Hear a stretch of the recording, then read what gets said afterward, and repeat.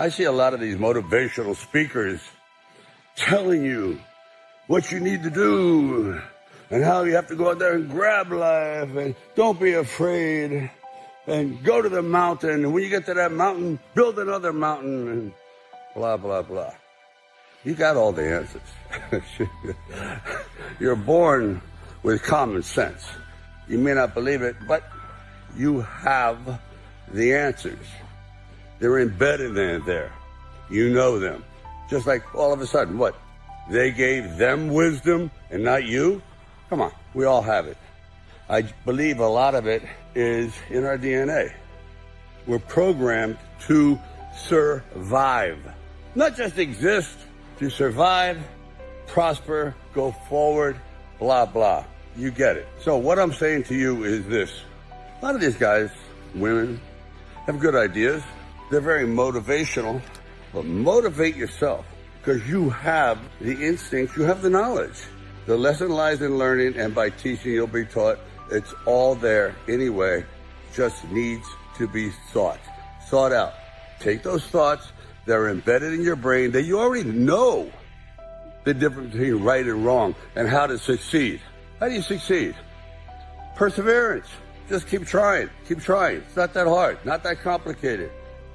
I notice every year people make resolutions and maybe 5% stick. Because somehow along the way we sort of lose track of that ambition, that thought, and we say, I don't know if I can handle this, and I guess the word is we quit. I have, certainly on many times. But sometimes the word quitting gets a bad rap.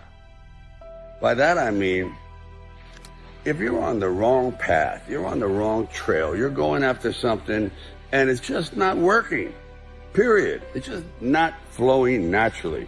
And you've been at it for a while, you go, I quit. Good. I did. And it opened up 1,000 new doors for me. So sometimes quitting is necessary to find your proper place in the world. By that I mean, in the early 70s, I went to New York with great ambition. Didn't know a person, like 8-9 million people, and me, not one person.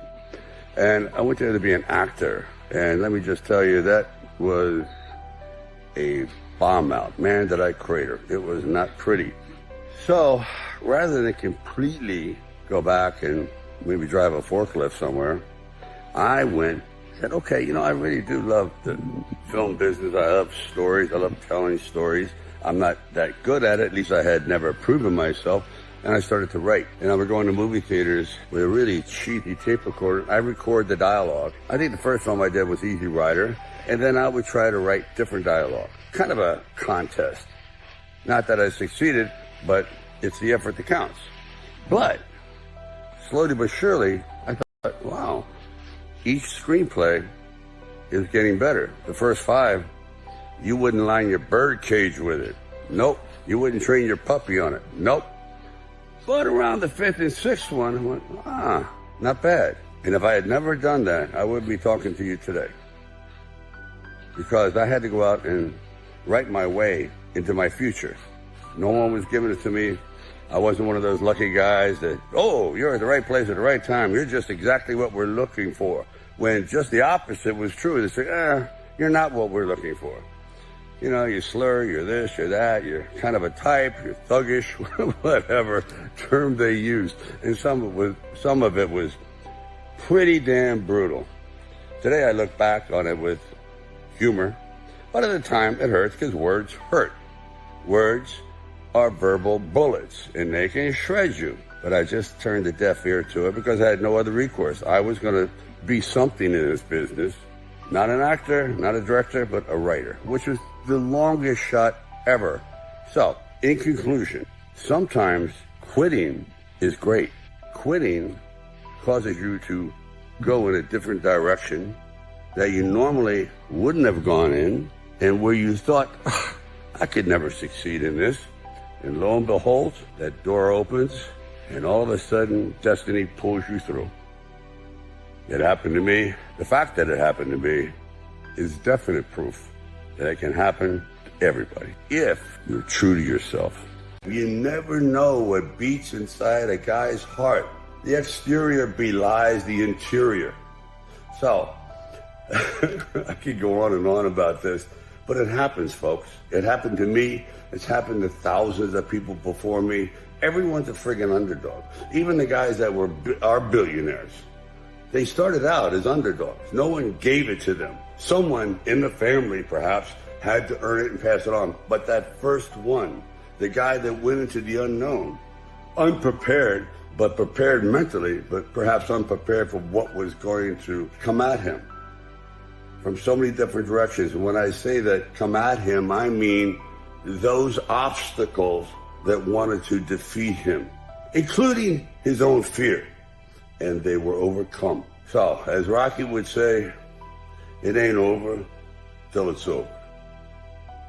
I was thinking the other day that even though we're on dry land, in reality, life is almost like living on water, which is a very, very strong force.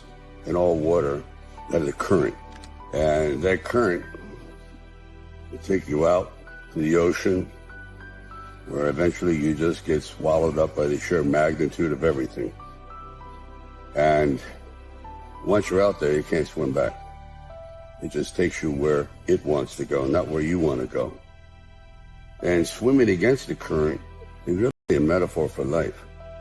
You just have to struggle. It's a struggle to achieve one's goals, which is really difficult. It's hard. People tend to minimize, diminish the struggle that is just getting by in life. Quite often it's just easy to go with the current, but to be an individual, to feel as though you did your best in the game of life, you got to swim against the current. And boy, it's fatiguing. But when you get to the other side, when you can climb out of that water and you're at the place you want to be, in that unexplored area, kind of like, it reminds me of the extraordinary optimism of explorers. Imagine 1,000 years ago, setting sail for the complete unknown. You have no idea. At one time, they thought the earth was flat. You just go over the side and you die, but you still went. Were there sea monsters? Were this, that? I mean, all kinds of dangers. You're going into an absolute abyss. Yet, what keeps you going?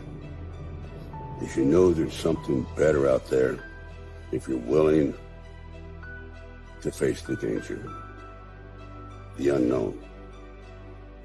That's the journey of life. And it's invigorating. It's always challenging.